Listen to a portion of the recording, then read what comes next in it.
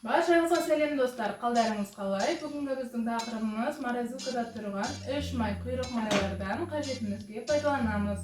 Видеоның соңына дейін қарап, менімен бірге болып арнама тіркеле отырыңыздар.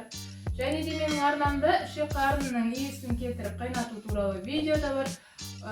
Қажет болса, қазір осы экранның жоғарғы жағына қалдыратын боламын.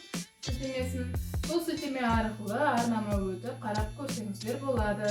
Ең алдымен холодильникте тұрған майларды шығарып ертіп аламыз. Еріген майларды майдалап турап, арасында безер болса алып тастап, үлкендеу ыдысымызға саламыз.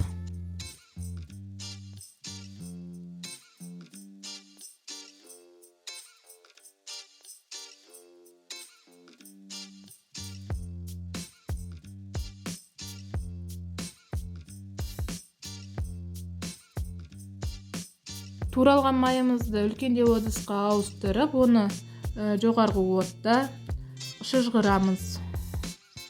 Шыжғырылып жатқан майды бастапқы кезде араластырып тұрыңыздар, асты күйіп кетпесін.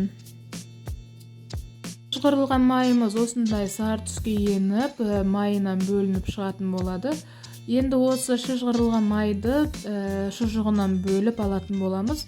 Ол үшін ситаның көмегімен оны сүземіз.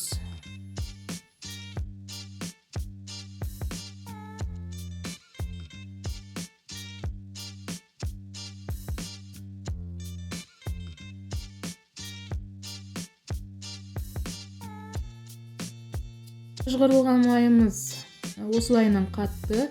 Мен осы майды, тоң майды самсаның арасына тестаға жағамын. Одан кейін нан пісіремін осыдан. Видеом қажеттеріңізге жараса, арнама тіркеліп, лайк басып, комментарий қалдырып отырыңыздар.